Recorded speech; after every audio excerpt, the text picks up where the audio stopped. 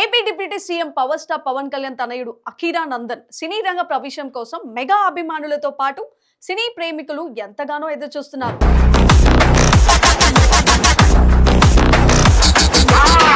ముఖ్యంగా గత కొన్ని రోజులుగా ఈ మెగా వారసుడు సినిమాలో ఎంట్రీ ఎప్పుడంటూ మీడియా సోషల్ మీడియాలో విపరీతంగా చర్చించుకుంటున్నారు.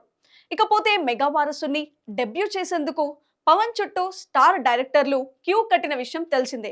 చివరికి ఓ ప్రముఖ డైరెక్టర్ చేతిలో వారసుడి తొలి పరిచయాన్ని పెట్టినట్లు టాలీవుడ్ లో గుసగుసలు వినిపిస్తున్నాయి.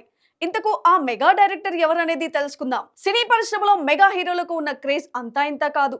నాటి మెగాస్టార్ చిరంజీవి, పవన్ కళ్యాణ్ నుంచి నేటి రామ్ చరణ్, వరుణ్ తేజ్ల వరకు ఫ్యాన్ ఫాలోయింగ్ గురించి ప్రత్యేకంగా చెప్పనక్కర్లేదు. అందుకే మెగా కుటుంబం నుంచి వస్తున్న మరో యంగ్ హీరో అఖీరా కోసం అన్ని విధాలుగా అన్వేషిస్తున్నారు. అఖీరా నందన్ సినిమా ఎంట్రీ కొంచెం లేట్ అయినా ఎంట్రీ ఇవ్వడం మాత్రం పక్కా అంటున్నారు. ఎందుకంటే ఇప్పటికీ తండ్రి పవన్ కళ్యాణ్ అటు సినిమాలో ఇటు రాజకీయాల్లో బిజీగా ఉంటున్నారు. మరోపక్క ఏపీ డిప్యూటీ సీఎం కావడంతో పవన్ పై మరింత బాధ్యత పెరిగింది.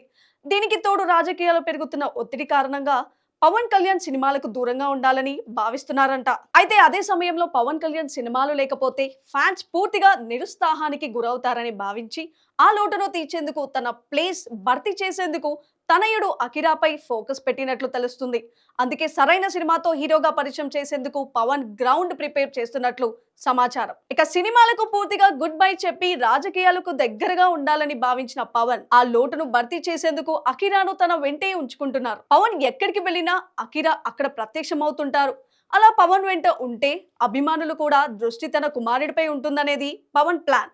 ఇక అఖీరా నందన్ హీరోగా పరిచయం అవుతున్నాడంటే పవన్ ఖచ్చితంగా దర్శకత్వ బాధ్యతలు త్రివిక్రమ్ కి అప్పగిస్తారని భావిస్తారనేది టాక్. ఎందుకంటే పవన్ త్రివిక్రమ్ మంచి స్నేహితులు.